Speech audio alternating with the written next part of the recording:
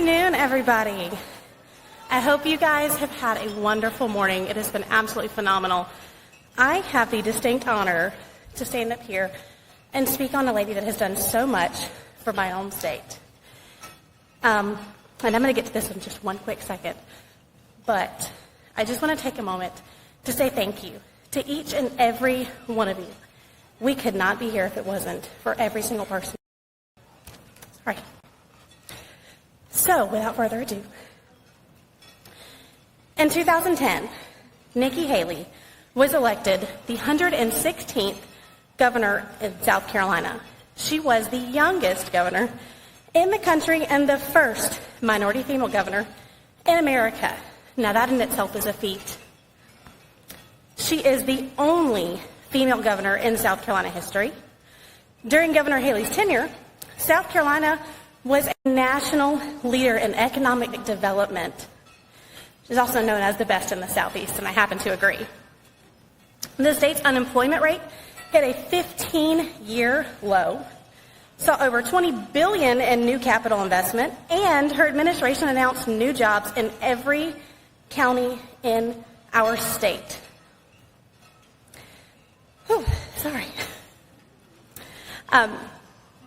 In 2013, her husband, Michael, who's a combat veteran, was deployed to Afghanistan, making her the first governor in U.S. history to have her spouse deployed.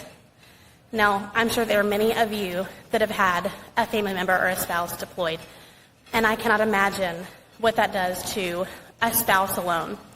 But to be a spouse in the position of what she did and what she did for our state, and still know that her half of her heart was fighting for the country, for the freedoms that we have today, is something that I will forever be grateful for. So the people of South Carolina decisively re-elected her in 2014. Just 2 short years later, Time magazine named her as one of 100 most influential people in the world. In 2016, President Donald Trump nominated her as the U.S. ambassador to the United Nations. In that role, she served as a member of the President's Cabinet and on the National Security Council. As an ambassador, she ensured that the American people saw value for their investment, defended U.S. interests, kept our country safe, and championed for human rights. For her work at the UN, Forbes named her one of the world's 100 most powerful women. And I have to say that I'm in a room full of the rest of those today. After serving in the Trump administration, she founded Stand for America. She continues to fight for policies and candidates that ensure America's freedom at home and strength abroad. And before we bring her out, I just want to share, of all of these accolades, one of the things that I do respect the most about her is that she is a mom that loves. She loves her family. She loves her children. She loves her state, and she loves this nation. And it's not just something that I say from seeing somebody on a screen or being at a meeting and seeing her on stage. But when she was actually getting ready to announce her candidacy for governor of South Carolina, I had the opportunity to meet her, and I didn't know that it was going to happen when it did. So I'm very blessed that I have a family that helped watch my little ones when I had to run around and do some things, and I called my mom, and I said, hey, I'm on the way. I'm almost there to pick them up. She said, okay, yeah, we're just sitting down talking with Nikki, getting a few things worked out. And I walk in the door to their business, and I went, Mom, you didn't tell me you meant that, Nikki. I would have put some more makeup on. But I tell you what, she has been one of the most genuine-hearted people that I have ever met. To walk in and see her sitting down with my children, with my little daughter at the time, and my 2 boys, like they were in her own family, you can never put words on that. And it's something that somebody can do from a stage, but when you see it in person and you know that it's genuine, it stays forever. So I'm very happy to announce candidate for President, Ambassador Nikki Haley.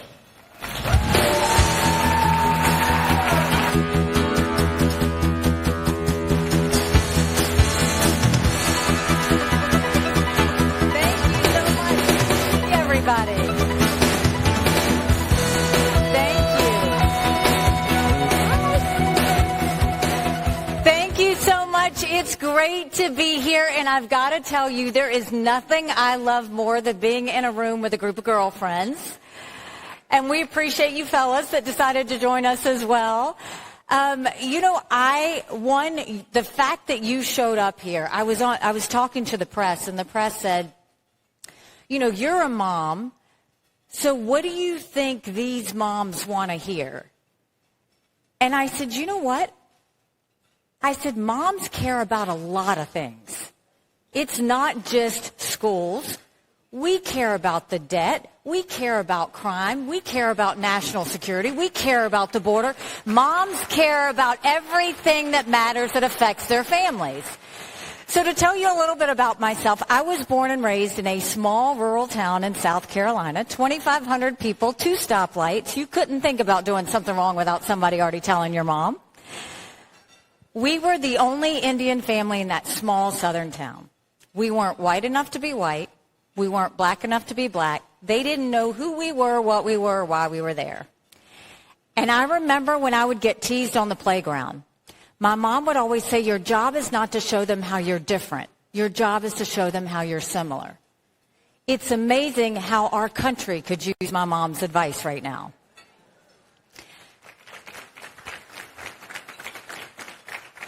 And even though they didn't know why we were there, my parents knew why we were there. Because there was never a day they didn't remind me, my brothers, and my sister how blessed we were to live in America.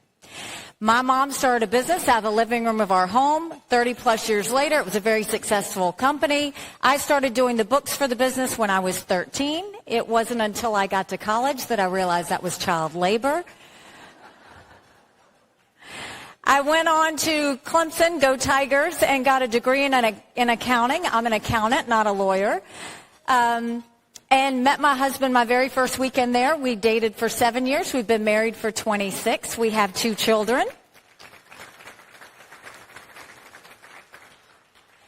And I went off and worked in the corporate world for a while, and then I came back home to the family business. And one day I happened to be telling my mom how hard it was to make $1 and how easy it was for government to take it. And my mom said, quit complaining about it, do something about it. I did not know you weren't supposed to run against a 30-year incumbent in a primary. Ignorance is bliss, and once I realized he was related to half the district, the only option was to win. So I went around the district. My husband was driving. I was in the passenger seat. My 2 little ones were in the back seat, and I went around the district, and I said, we've got way too many lawyers at the State House. I think they need a really good accountant. And the district took a chance on me, and we won. When I got to the State House, I got to work. And what we saw in South Carolina is at that time a lot of bills were passed by a voice vote. All in favor, say aye. All opposed, nay. The ayes have it. And one day they decided to pass a bill that would give legislators a pay raise. All in favor, say aye. All opposed, it was silent. The ayes have it. Yet to this day, you can't find any legislator that says they voted themselves a pay raise. We had a Republican House, a Republican Senate, and a Republican governor, and I was furious. And I went to the Speaker of the House, and I said, this is exactly why people don't trust us. And I filed a bill that said anything important enough to be debated on the floor of the House or the Senate is important enough for the people to know how their legislators voted. And the Speaker said, put the bill away. We don't need to have it. We will decide what the public needs to see and what they don't. I remember going home to my husband that night saying, if I can't even get legislative votes on the record, what am I doing here? And he said, then fight. So I went around the state of South Carolina and said, did you know of all the bills passed in the House, only 8% were on the record? Of all the bills passed in the Senate, only 1% was on the record. So if you didn't know how your House member voted 92% of the time, if you didn't know how your senator voted 99% of the time, how did you know who to vote for when you went to the polls? And the people of South Carolina were shocked. To put this into perspective, my first year in office, I was chairman of the freshman class. My second year, I was majority whip. My third year, I was on a powerful business committee. My fourth year, I was subcommittee chair of banking. The year that I wouldn't put the bill away, they stripped me of everything. I could take the well, no one would hear me speak. I could sponsor a bill, no one would co-sponsor. So I ran for governor.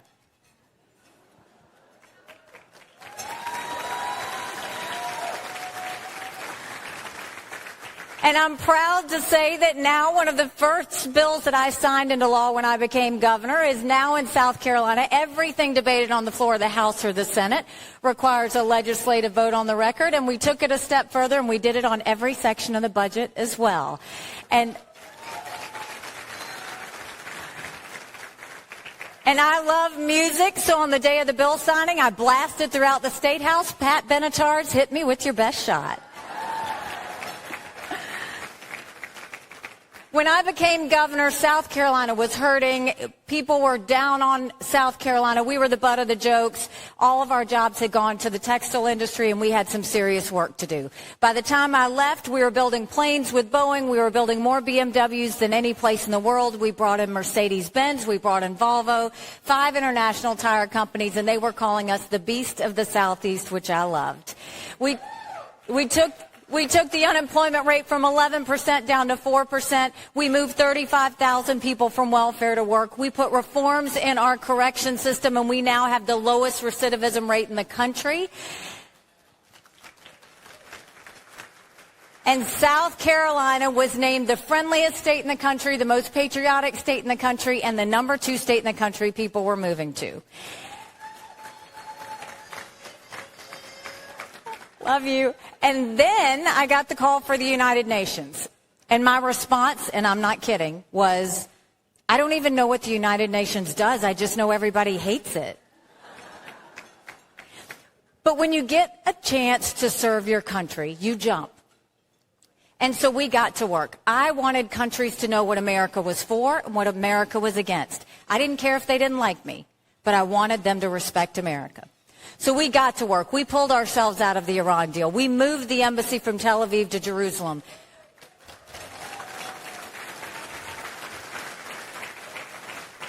We passed the largest set of sanctions against a country in a generation with North Korea. But the most important thing that we did, we took the kick me sign off of our backs, and we were respected again at the United Nations. Now I'm running for president. And I don't need to tell you how bad things are. You don't have to turn on the news to see it. We are $32 trillion in debt. We are having to borrow money just to make our interest payments. Now, I would love to tell you Biden did that to us. But I've always spoken hard truths, and I'm going to do that with you today. Our Republicans did that to us, too. You go look at that $2.2 trillion COVID stimulus bill that they passed with no accountability whatsoever, left us with 90 million Americans on Medicaid, 42 million Americans on food stamps. And did Republicans try and make it right? No, they doubled down and opened up earmarks for the first time in 10 years, passing through 7,000 of them in December. Want to know how they spent your money? $30 million on an honors college in Vermont. $10 million to tear down a hotel in Alaska. $7.5 million for a courthouse in Colorado. And the list goes on. All while 1 in 6 families can't pay their utility bill. 60% of Americans are in credit card debt. Social Security will go bankrupt in 10 years. Medicare will go bankrupt in 8. Everybody talked about our education and said, oh, but COVID did that to us. No, we had problems with education before COVID.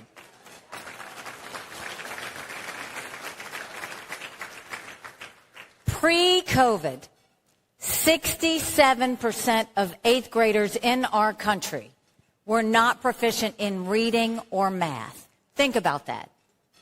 Just came out a few weeks ago that over 80% of 8th graders are not proficient in history or civics.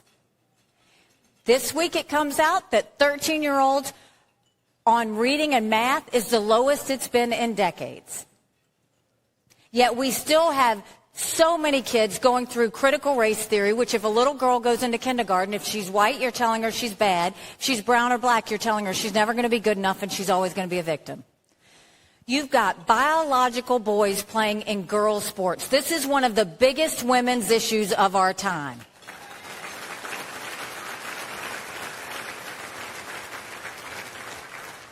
My daughter ran track in high school. I don't even know how I would have that conversation with her. How are we supposed to get our girls comfortable with biological boys in their locker room? You can't. Think about that. And then recently, Johns Hopkins comes out with the definition of a woman. Did you see what it was? A non-man. They are literally trying to erase all the progress we have made in all of this time. And then everybody wonders why a third of our teenage girls last year seriously contemplated suicide. We're supposed to be raising strong girls. We've got to fight that fight. No matter what they try and call you, we have to fight for our girls.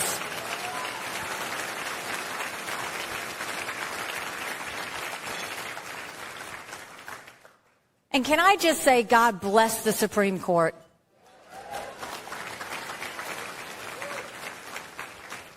They are making a lot of wrongs right. We've seen it. They've made, they've corrected things on religious liberty. We're seeing that they're correcting things on student loans. But the affirmative action is really important. And the reason it's important is because the liberals continue to try and put minorities down. And the way they do it is they say, oh, but, minority parents don't need to pick the schools for their kids. We know better, we'll pick it. Or you're disenfranchising by having voter ID. Minorities are capable of going to the DMV and getting an ID. We do it every day. So they continue to want to say that minorities can't, and I'm going to tell you, yes, we can. We always have. All minorities want is freedom. Freedom to do and be anything we want to be.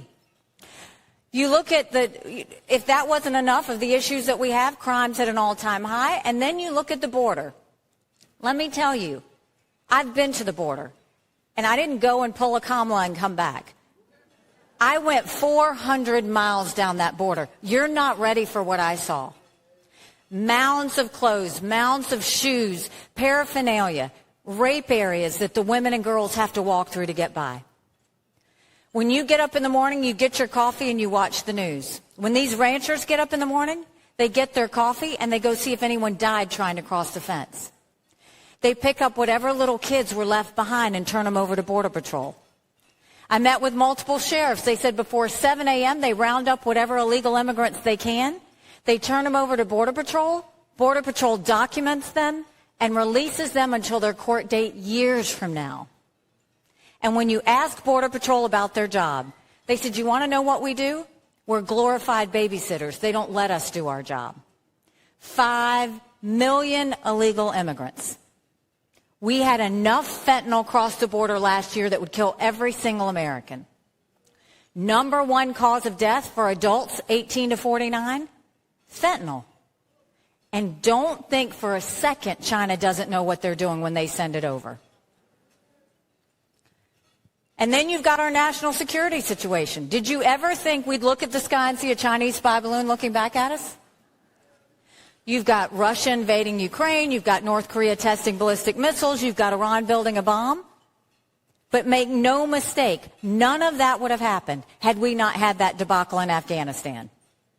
My husband's a combat veteran. He deployed to Afghanistan. The idea that we left Bagram Air Force Base in the middle of the night without telling our allies who stood shoulder to shoulder with us for decades because we asked them to be there. Think about what that told our friends. More importantly, think about what that told our enemies. So that's a lot of bad, right? It's hard to find anything good.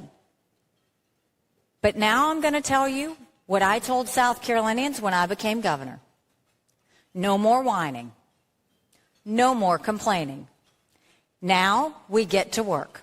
How do we fix it? When it comes to the economy, let's claw back the $500 billion of unspent COVID dollars. Instead of 87,000 IRS agents going after middle America, let's go after the hundreds of billions of dollars of COVID fraud that exist.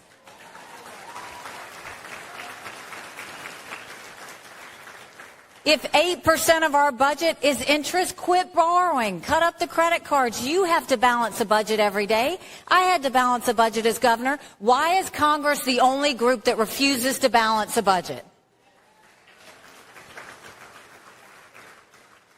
We will stop the spending. We will stop the borrowing. We will stop the earmarks, and I will veto any spending bill that doesn't take us back to pre-COVID levels. We will get our financial wallets in shape.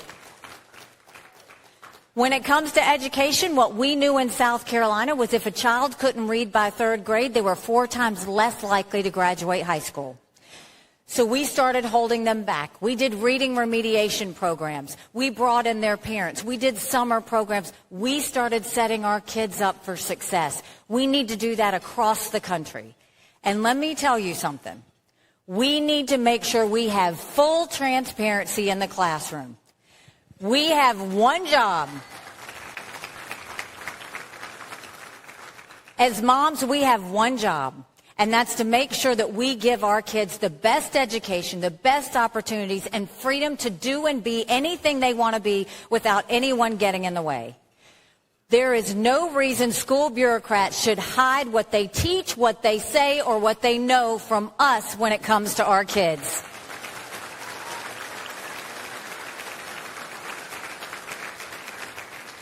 And parents should be able to decide which schools their kids go to. We don't need a child going to school based on a zip code, based on where they're born and raised. Every child deserves a good education. And every parent deserves to know what's being taught and where they're being taught. We've got to fight for this. This is our kids that we're talking about. Then let's put vocational classes back in high schools. Well, let's start building things in America again.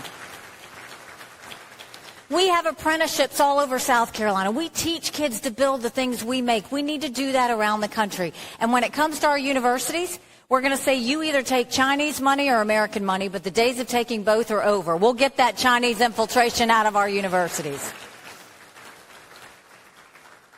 And when it comes to the border, we'll do what we need to. When I was governor, we passed one of the toughest illegal immigration laws in the country. We did a mandatory E-Verify program that required every business to have to prove the person they were hiring was in this country legally. We will do a national E-Verify program. We will defund sanctuary cities once and for all. Instead of the 87,000 IRS agents, we'll put 25,000 Border Patrol and ICE agents on the ground and let them do their job. We will go back to remain in Mexico because guess what? Nobody else wants to remain in Mexico, so we'll go back to that policy. And instead of catch and release, we will start to catch and deport. That is how we will take care of the situation on our border. And when it comes to national security, we'll let countries know what we expect of them. When I was at the United Nations, there were 2 things that our enemies never wanted us to have. They never wanted us to have a strong military, and they never wanted us to be energy independent. Strong militaries don't start wars. Strong militaries prevent wars. And when it comes to energy independence, we should do all of the above energy. No more going hat in hand to Saudi Arabia or getting dirty oil from Iran and Venezuela. And when I was at the United Nations and we made the push to move the embassy from Tel Aviv to Jerusalem, we were heavily condemned for it. And I was so upset, I went back to my office after the vote. And I said, I want you to put a book together. And in that book, I want you to list all 193 countries. The second column, I want you to show the percentage of times they voted with the U.S. and against the U.S. And I want the third column to be how much foreign aid we give them. I took that book and I gave it to President Trump. He lost his mind. He's flipping pages. He's yelling out countries.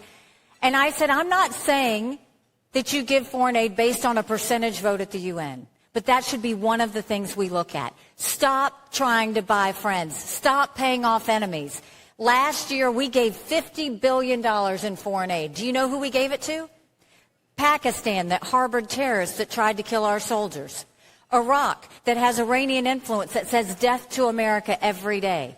Zimbabwe, the most anti-American African country there is. We give money to Belarus, who's holding hands with Russia as they invade Ukraine. And yes, we give money to communist Cuba, who America named a state sponsor of terrorism, who is putting up a spy center in Cuba as we speak with China. And the one that makes me sick to my stomach, we give money to China. How weak do we look? When I am president, we will no longer give money to countries that hate America.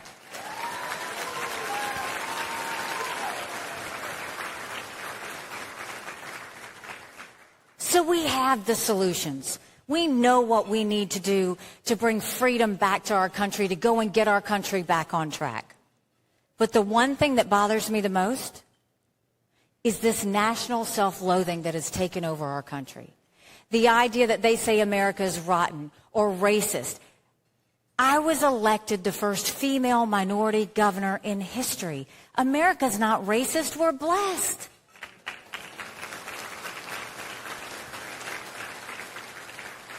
Our kids need to know to love America. They need to be saying the Pledge of Allegiance when they start school every day.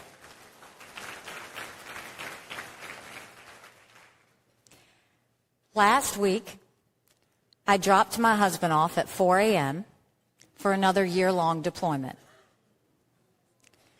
And I watched him and 230 soldiers pick up 2 duffel bags to load a bus to go to a country they had never been. All in the name of protecting our freedoms.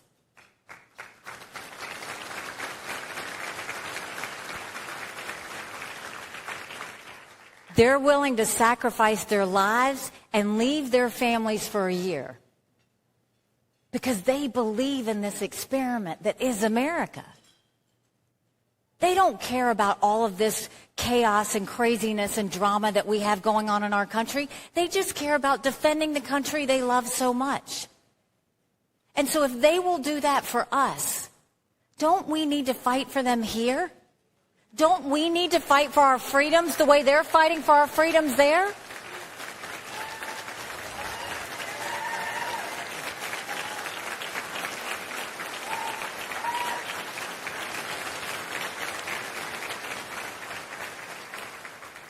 We've got a country to save. But if we want to save her, we have to have a new generational leader. We can't look back. We've got to look forward. We've got new problems with new solutions. And if we want to save our country, it's going to take a lot of courage. Courage for me to run, and courage for every one of you to know, don't complain about what we get in a general election if you don't play in this primary.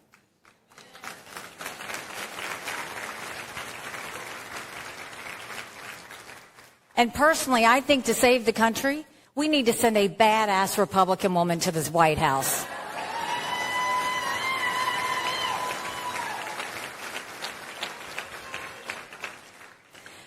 So I know that we can do this, and I know by all of you showing up today and showing that you care, we will get this done. But someone asked me why I was running. And I said, you know, my parents came here 50 years ago to an America that was strong and proud and full of opportunities.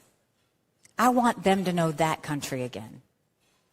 I'm doing this for my husband and his military brothers and sisters because they need to know their sacrifice means something. They need to know that we do love our country.